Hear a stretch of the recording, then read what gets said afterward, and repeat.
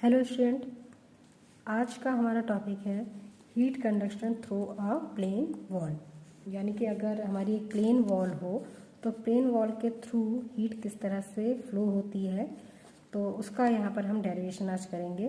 तो सबसे पहले हम फिगर में देखते हैं। यहाँ पर हमने क्या किया है, कंसीडर प्लेन वॉल। हमने एक प्लेन वॉल कंसीडर की है जो ये आपको दिखाई दे रही होगी।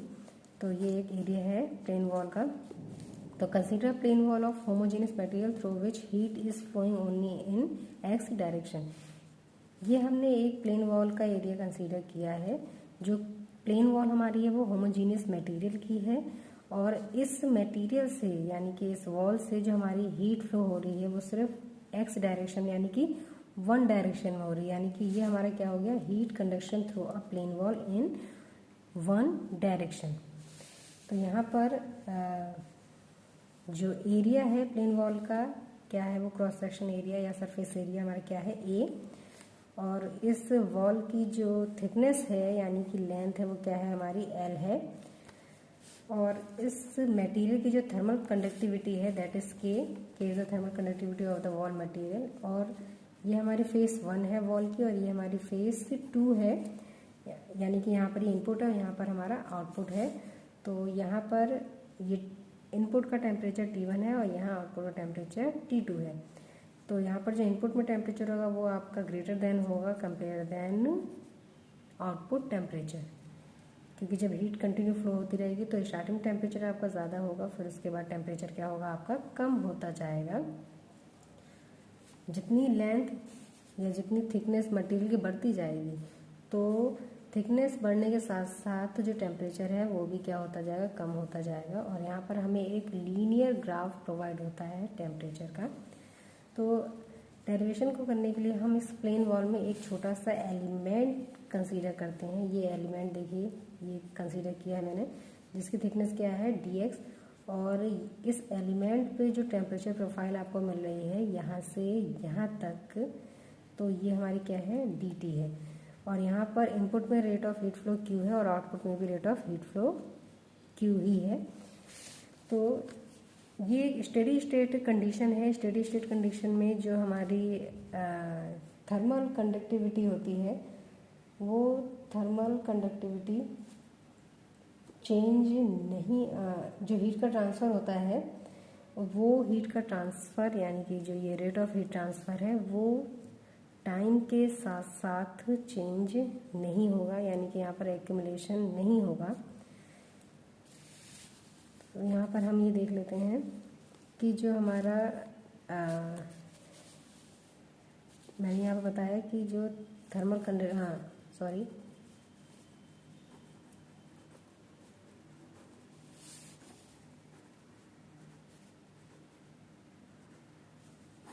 रेट ऑफ हीट ट्रांसफर हमारे टाइम के साथ चेंज नहीं होगा। तो इसलिए ये आपकी कंडीशन क्या कहलाएगी, स्टेडी स्टेट कंडीशन कहलाएगी। तो फर्स्ट केस में हम देखते हैं कि जो थर्मल कंडक्टिविटी है मटेरियल की वो कैसी है पूरे होल प्रोसेसिंग के दौरान, यानी कि जब आपका हीट फ्लो हो रहा होगा तो उस समय वो कैसी रहेगी, यूनिफॉर्म रहेगी। यानी कि जो थर्मल कंडक्टिविटी है मटेरियल की वो टेम्परेचर से इंडिपेंडेंट है, यानी कि टेम्परेचर के साथ थर्मल कंडक्टिविटी में कोई भी चेंजमेंट नहीं आ रहा है। तो thermal conductivity is a not a function of temperature, यानी जैसे जैसे टेम्परेचर कम होगा या ज़्यादा होगा तो थर्मल कंडक्टिविटी हमारी क्या रहेगी, चेंज नहीं होगी, वो कैसी रहेगी, यूनिफॉर्म ही रहेगी। तो ये हमारी स्टेडी स्टेट कंडीशन है। तो स्टेडी स्टेट कंडीशन में रेट ऑफ हीट ट्रांसफर भी क्या होगा, सेम होगा, इनपुट टू आउटपुट। यानी कि यहाँ पर एक्यूमुलेशन क्या होगा, वो ज़ीरो हो जाएगा। एक्यूमुलेशन ज़ीरो हो गया, इसका मतलब मटेरियल यानी जो मटेरियल है वॉल का, जो मटेरियल है वॉल के मटेरियल के पार्टिकल्स के द्वारा कोई भी हीट एब्जॉर्ब नहीं की जा रही है। इसलिए यहाँ पर संचय जो होगा, एक्यूमुलेशन क्या हो जाएगा, वो भी ज़ीरो हो जाएगा। तो हम केस फर्स्ट के लिए पहले डेरिवेशन को ड्राइव करते हैं। जब यूनिफॉर्म कंडक्टिविटी यानी कि जो हमारी थर्मल कंडक्टिविटी है वो टेम्परेचर से इंडिपेंडेंट है, तो according to Fourier law rate of heat transfer is equal to के A D T over D x. K is equal to thermal conductivity of the material, a is equal to area perpendicular to the heat flow, dt is equal to temperature difference and dx is equal to thickness of material. तो आगे देखते हैं। तो ये हमारा क्या हो जाएगा, Q is equal to minus का K A D T over D X, D X को हम इधर मल्टीप्लाई कर लेंगे तो हमारा क्या हो जाएगा, के ए डी टी। इंटीग्रेशन करने पर ऑन इंटीग्रेटिंग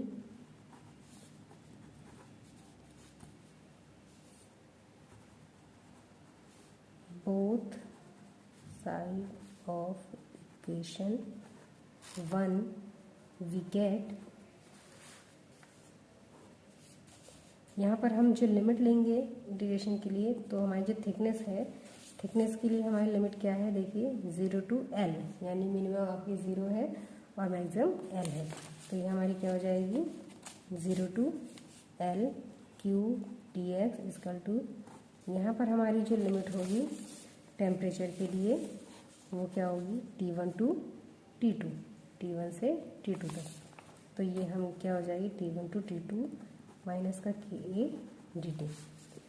तो ये हमारा जो Q है, मैंने आपको बताया स्टेडी स्टेट कंडीशन है, तो स्टेडी स्टेट कंडीशन में जो rate of heat transfer input है वही rate of heat transfer output है, तो ये हमारी कांस्टेंट रहेगी Q।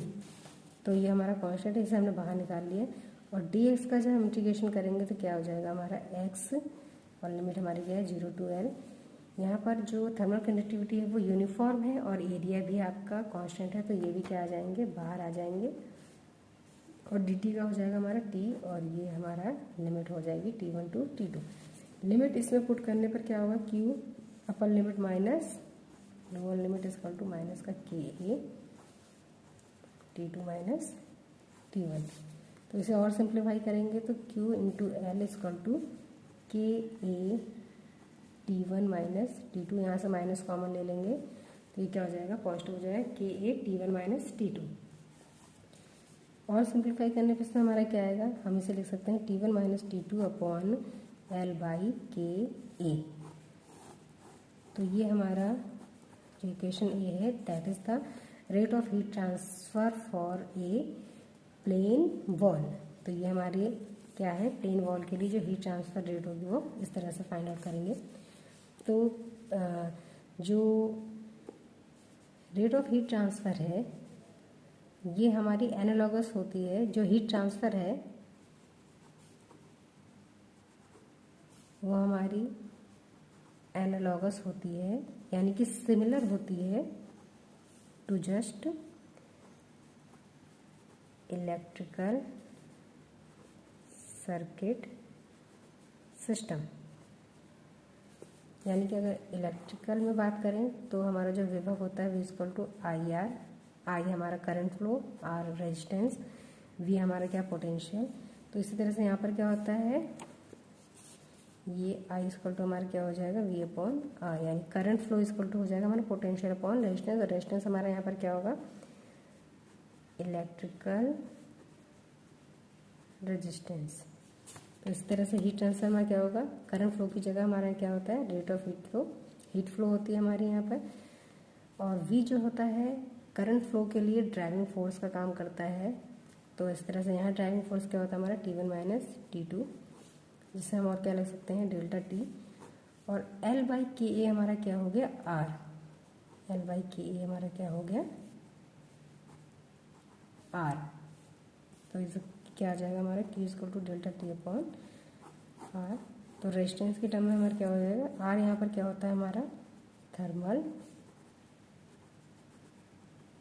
रेजिस्टेंस। तो ये हमारा थर्मल रेजिस्टेंस है। और जो हमारा कंडक्टेंस होता है, thermal conductance is the reciprocal of thermal resistance. तो थर्मल रेजिस्टेंस का रेसिप्रोकल क्या होगा हमारा, थर्मल कैपेसिटेंस होगा।